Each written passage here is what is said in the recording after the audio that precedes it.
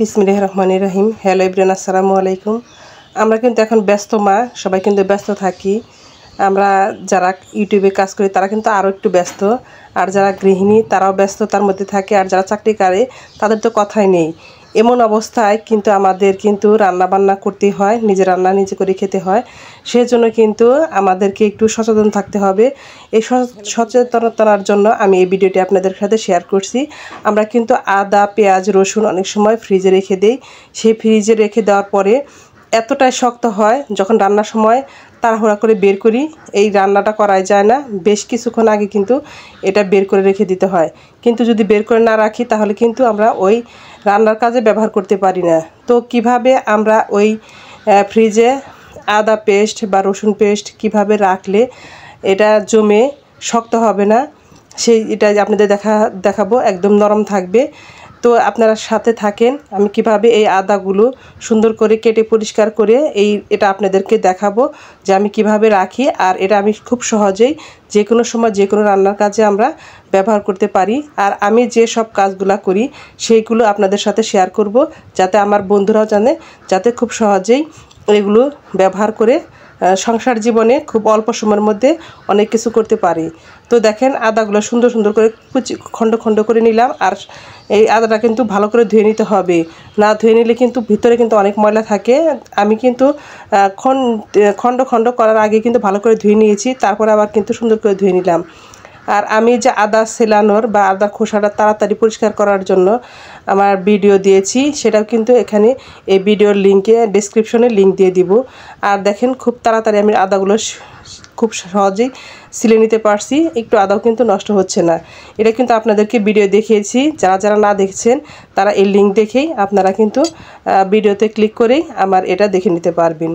তো আমি দুটি পদ্ধতিতে আপনাদের দেখাবো যে কিভাবে আদা আমরা ফ্রিজে রাখলে অথবা কিভাবে সংরক্ষণ করে রাখলে যে কোনো সময় আমরা এটা তরকারিতে বা রান্নার কাজে ব্যবহার করতে পারি।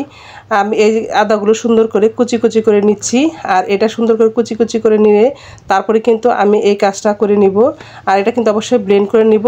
আপনাদের যাদের ব্লেন্ডার অনেকের গ্রামের বাড়িতে থাকে না, আমার একসময় ছিল না, তখন কিন্তু আমরা আদাটা কিন্তু খুব সহজে পাটাতে বেটে নিতাম।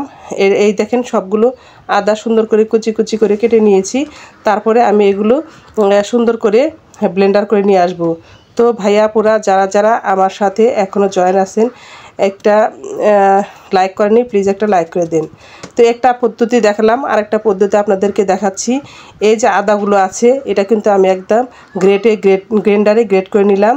সুন্দর করে কুচি কুচি করে নিয়ে এটা কিন্তু আমি ভালো করে রোদ্রে শুকিয়ে নিব।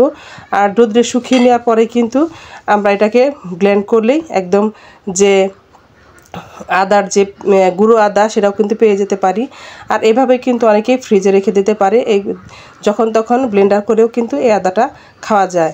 তো আমি আপনাদেরকে যে কথা বলছিলাম, আদা কিভাবে আমি ফ্রিজে সংরক্ষণ করলে যখন তখন ব্যবহার করতে পারবো, আর এটা কিন্তু জমে শক্ত হবে না, এটা আপনাদেরকে দেখাতে চেয়েছি।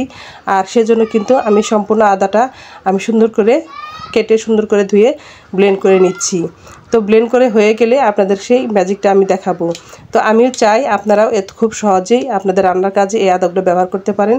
এখন কিন্তু দেখেন, প্রচুর পরিমাণে আদা পাওয়া যাচ্ছে, এমন সময় হবে আদাটার দাম প্রচুর হয়ে যাবে। এখনও কিন্তু বাজারে কিছুটা প্রচুর দাম বেড়ে গেছে। তো দেখেন কি করেছি, প্রথমে আদাটা ব্লেন্ডারে ব্লেন্ড করে নিয়েছি। আর এই যে আমরা যে খাবার যে লবণটা, এটা কিন্তু আমরা খাবারের মধ্যে ব্যবহার করি। এই লবণটা কিন্তু আপনারা যদি ব্যবহার করেন তাহলে কিন্তু আদাটা কোনো অবস্থাতেই জমবে না, কারণ সমুদ্রের পানিতে কিন্তু লবণ থাকার কারণে সমুদ্রের পানি জমে না। এর সাথে আমি অ্যাড করে দিব যে খাবার যে তেল, যে সাদা তেল, সেটা কিন্তু অ্যাড করতে হবে, যেটাকে বলে সয়াবিন তেল, এটা অ্যাড করতে হবে। সরিষার তেল অ্যাড করতে কিন্তু খুব একটা কার্যকরী হবে না। আর আপনারা কিন্তু যখন রান্না করবেন তখন একটু বুঝে শুনে লবণ দিবেন। আর তেলটা তো যে যেরকম খেতে পারেন, সেটা তাদের ইচ্ছা। আর লবণ বেশি হলে কিন্তু খাবারটা খাওয়া যাবে না। সেজন্য আদার পেস্ট দেওয়ার আগে চিন্তা ভাবনা করে দিবেন যে লবণটা আগে যেন না দিয়ে আদার পেস্ট দেওয়ার পরে তারপর লবণটা দিবেন তরকারির মধ্যে। আর লবণ আর তেল কিন্তু বেশি করে দিলেও কোনো সমস্যা নেই, আমরা কিন্তু এটা তরকারিতেই খাবো, কোনো আমাদের অপচয় হবে না। আর দেখেন কত সুন্দর করে আমি ব্লেন্ড করে নিয়েছি, আর সুন্দর করে এটা রেখে দিলাম। আর এদিকে দেখেন যে আদার কুচিটা এখন বৃষ্টির সময়, সেজন্য কিন্তু শুকিয়ে আপনাদের দেখাতে পারছি না। আর এটা শুকিয়ে যাওয়ার পরে আমি কিন্তু ওইরকম আদা যেরকম পেস্ট করে নিয়েছি সেরকম ব্লেন্ডার করে নিয়েছি। আর এখানে কিন্তু সামান্য পরিমাণ আদার যে পাউডার সেটা কিন্তু আমার কাছে আছে, সেটা কিন্তু আপনাদের একটু ঢেলে দেখিয়ে দিচ্ছি। এভাবে আদার পাউডার করলে আমরা কিন্তু বেশিরভাগ সময়ে আদা এবং রসুন একসাথে পেস্ট করে রেখে দিই। অনেক সময় দেখা যায় একটু চা বানাতে গেলে, একটু অন্য কোনো কাজে যদি আমরা একটু আদার পাউডার লাগে বা পেস্ট লাগে, তখন কিন্তু আলাদা করা একটু ঝামেলা হয়। সেজন্য কিন্তু এইভাবে যদি আপনারা আদাটা যদি পাউডার করে রাখেন, তাহলে চা বানানোর সময় যে কোনো সময় আপনারা তরকারিতেও যে কোনো সময় এটা ব্যবহার করতে পারবেন। তো এভাবে দেখেন, যদি আমরা এভাবে পাউডার করে রেখে দিই আর যদি আমরা ফ্রিজ ওইভাবে রেখে দিই, তাহলে যে কোনো সময় যে কোনো রান্নায় কিন্তু আমরা এই আদার পেস্ট এবং আদার পাউডার ব্যবহার করতে পারবো। গৃহিণীদের কাজের সুবিধার জন্য এইসব টিপস যদি আমরা সবসময় ফলো করি, ব্যবহার করি, তাহলে কিন্তু সব কাজ কিন্তু আমরা অনায়াসে করতে পারি, সংসারটাও থাকবে অনেক সুন্দর।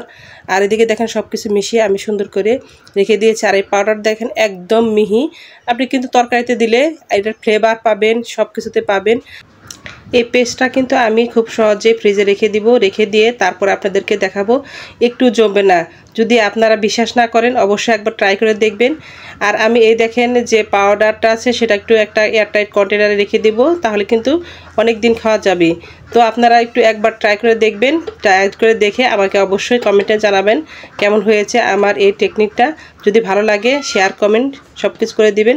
তো সবাই ভালো থাকবেন, সবাই মেম্বার শাহনাজের সাথে থাকবেন। দেখেন এই যে কত সুন্দর এই পেস্টটা আমি রেখে দিয়েছি।